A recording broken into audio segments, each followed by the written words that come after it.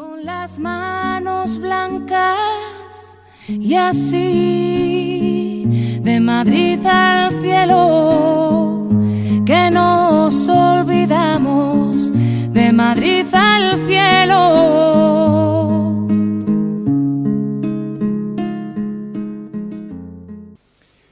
Los terroristas han querido provocar todo el daño posible.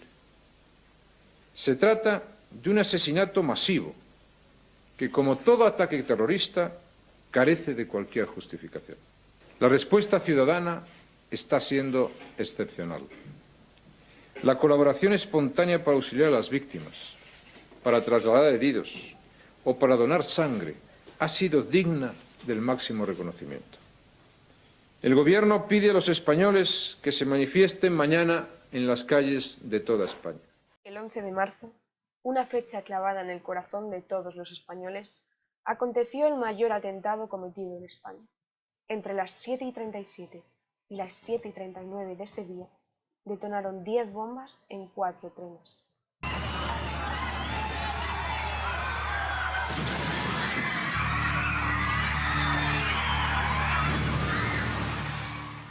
Más tarde, y tras un intento de desactivación, la policía detonaría de forma controlada 2 artefactos que no habían estallado.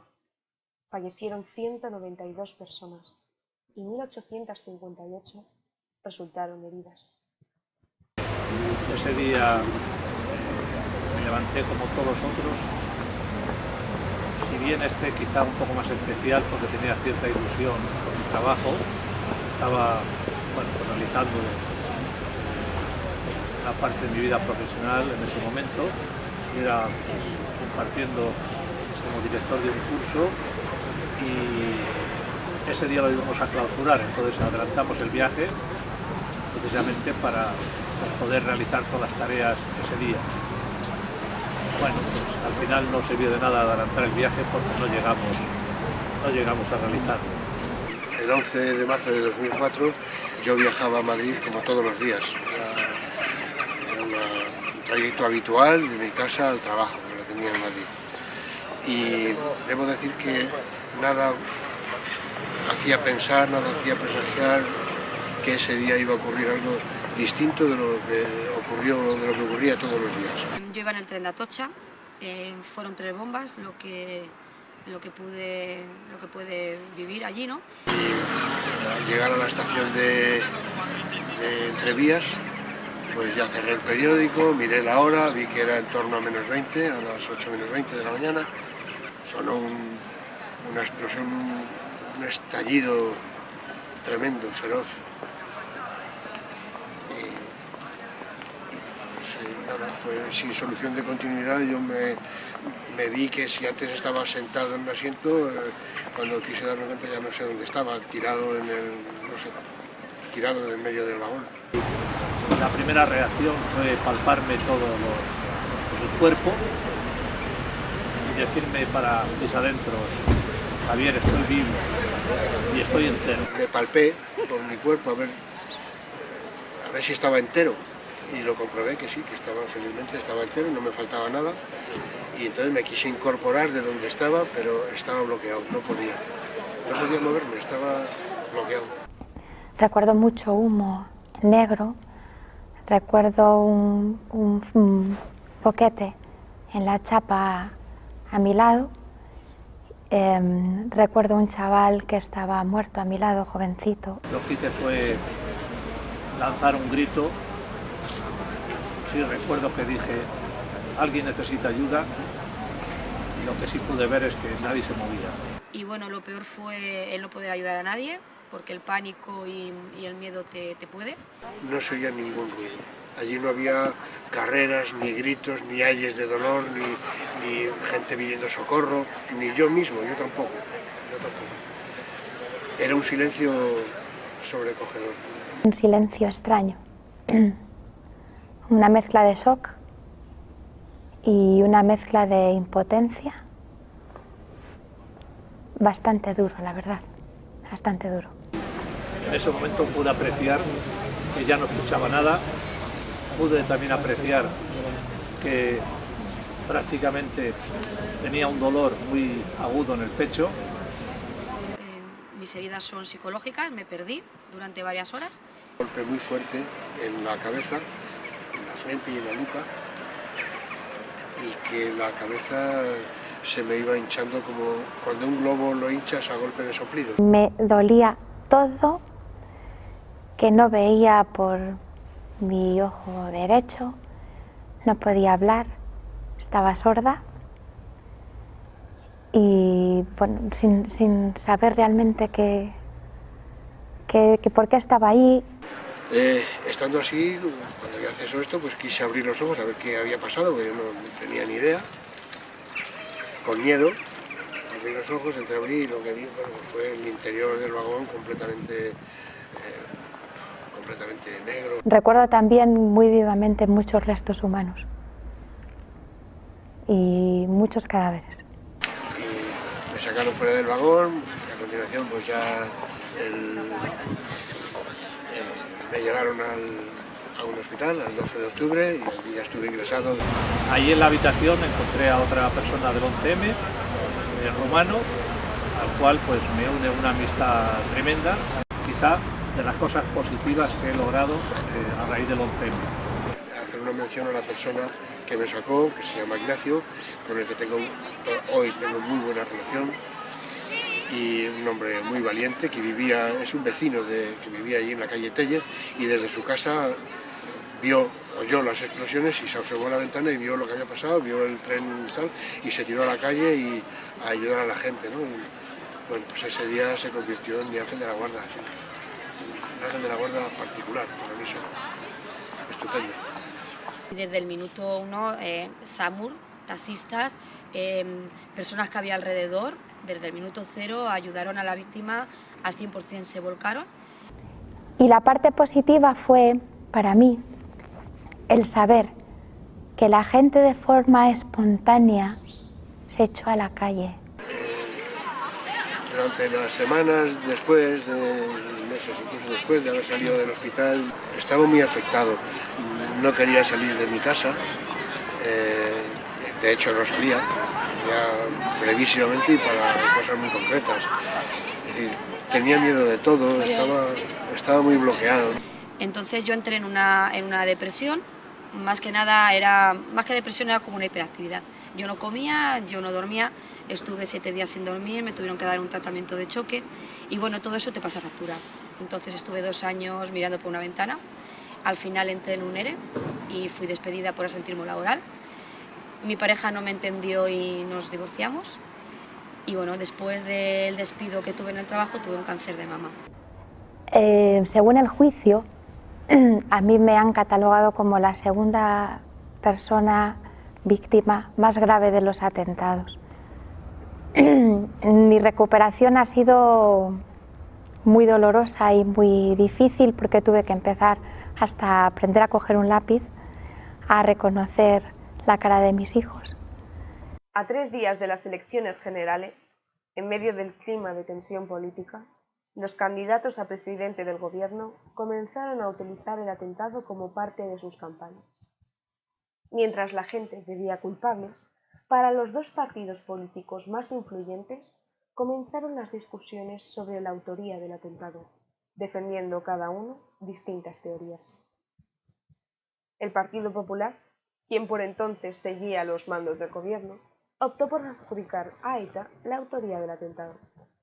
Mientras, en la oposición, el Partido Socialista se decantó por la hipótesis yihadista, la que señalaba al grupo terrorista Al-Qaeda como autor de la masacre. Creo que con las pruebas quisieron que no se supiera la verdad.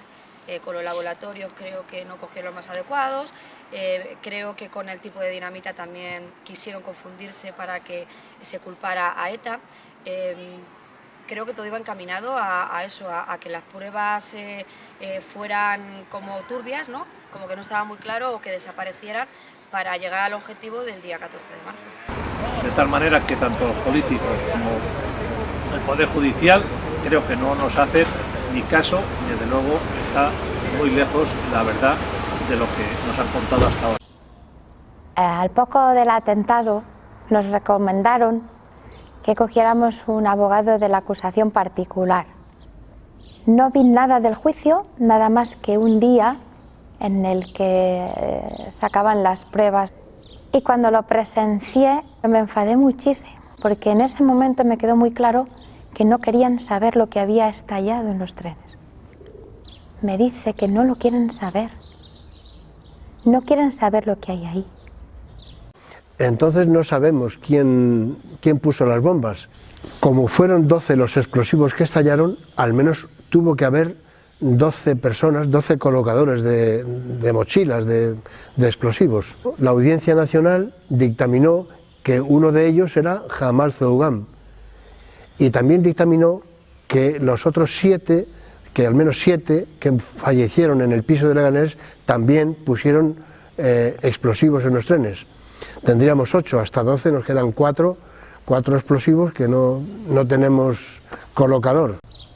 Le dijeron al juez que llevaba el caso que podía contar con una muestra para poder ayudar con la determinación del explosivo, y dijo que no era necesario.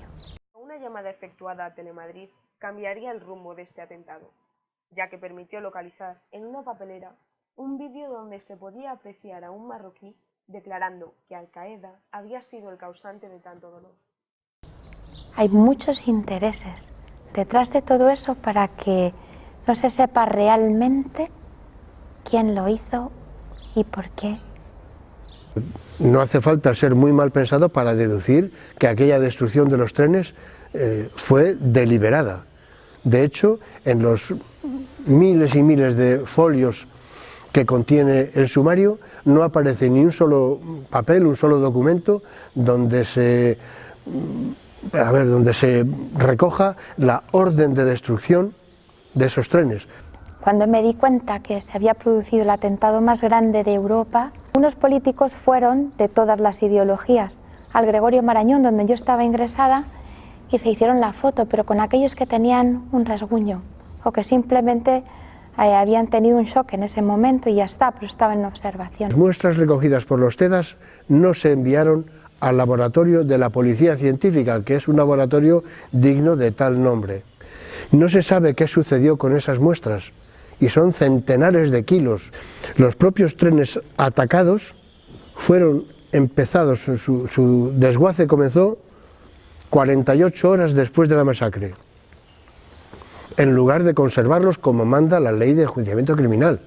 ¿En qué pruebas nos quedan que nos digan que la versión oficial es cierta? Pues ninguna. Hay muchos intereses políticos siempre detrás de todo eso y económicos. Nunca se hablaba de la víctima, siempre se hablaba si era ETA, era Al-Qaeda. Las noticias iban variando porque había unas elecciones y entonces pues se tenían que ir acoplando, ¿no?, a esas elecciones que iba a haber 3 días después. Había el PP que decía que había sido ETA, cuando ETA había reivindicado ese día que no había sido ellos. Por otra parte, Al-Qaeda mandó un escrito diciendo que habían sido ellos los que habían hecho el atentado, pero se barajaba mucha información. Las ideas sobre la búsqueda de la verdad se siguieron reforzando. Evolucionaron hasta el punto de dar lugar a completas teorías conspiradoras que incluso hoy, 11 años después del suceso, hablan de agujeros negros y omisión de datos en la investigación y el procesamiento del caso. Las asociaciones han hecho su trabajo, de alguna manera nos han apoyado en ciertos momentos, pero que ya la vida continúa y ya poco a poco, al pasar tantos años, uno tiene que hacer nueva vida. Y empezamos a ver la necesidad de montar de crear, ¿no?, una asociación, un colectivo de personas para tratar de ayudarnos unos a otros y de ayudar a gente que seguramente con menos conocimientos de los que teníamos nosotros a lo mejor no habían hecho absolutamente nada hasta entonces, como así era, ¿no? Pusimos en marcha esta asociación y fuimos llamando por teléfono, la comunicación era por teléfono con las personas que sabíamos que habían estado en los hospitales. Esa información la sacamos de las listas que se publicaron en los periódicos, en los medios de comunicación, en los días posteriores a a los atentados. Bueno, pues les decíamos de qué se trataba, nos hemos puesto en marcha, estamos en tal sitio, estamos a tu disposición, estamos igual que tú, entonces pues vente y nos vemos y hablamos y así comenzó y así continúa. Yo pertenezco a la asociación 11M Afectados del Terrorismo y es donde me dieron asesoramiento, donde me dieron cariño y donde me sentí arropada. Me molesta mucho el que por número de socios sean las ayudas que se tengan, me molesta mucho que a una asociación le hayan quitado el 60% como en la mía y a otra le hayan aumentado el 40% de ayudas. Entonces, que tengan todas las asociaciones un local y nosotros no lo estemos pagando. En nuestro caso, con el Ayuntamiento de Madrid, pues pedimos ayuda, tuvimos una reunión con algunos concejales, pero no les pareció oportuno y no se nos facilitó ningún tipo de ayuda, vamos, ni un bolígrafo, como decirte. Y cuando empezábamos estábamos faltos de todo. Y bueno, pues así hemos continuado. Yo creo que en estos años unos nos han ayudado, al menos, y muchos otros se han aprovechado, yo creo, nos han utilizado, quiero decir, nos han utilizado para sus propios fines. Se ha producido un atentado terrorista en París. Las víctimas del terrorismo en general, independientemente de dónde ha venido, estamos muy sensibilizados cuando se produce una cosa así. Y más te vienes abajo cuando a eso le añades la santa envidia de ver que una nación como la francesa se une, independientemente de ideologías políticas, se une para luchar juntos, codo con codo. Que aprendieran de los fallos que hubo aquí. En España se formó después un equipo de psicólogos preparados para terrorismo, no lo había. De hecho, yo fui reconocida víctima muchos años después. Yo no sabía que me correspondía dinero del consorcio de transporte o una indemnización o qué derechos tenía. De lo que pasó aquí sí que podían aprender para no cometer los mismos errores, ¿no? Da igual una estación, da igual estar viendo, han atentado contra tu vida. En nuestra sociedad, en nuestros políticos sobre todo, se produce un error tremendo, que es que piensan o nos hacen pensar a los demás que el terrorismo es un problema político y no lo es. Es un problema social que necesita herramientas políticas para que se solucione, pero es social. Soy personas que desde el minuto 1 quiero saber toda la verdad y no me conformo con la verdad que nos han dicho. Por eso estoy aquí, un 11 de noviembre, aquí reivindicando que nos digan la verdad, reclamando la verdad, pero la verdad, toda la verdad. Por eso estos actos de todos los meses son importantes y desde luego aquí estaré mientras se convoquen estos actos. Yo quiero saber toda la verdad y como no nos la han contado ni la quieren contar, seguiré hasta las últimas consecuencias.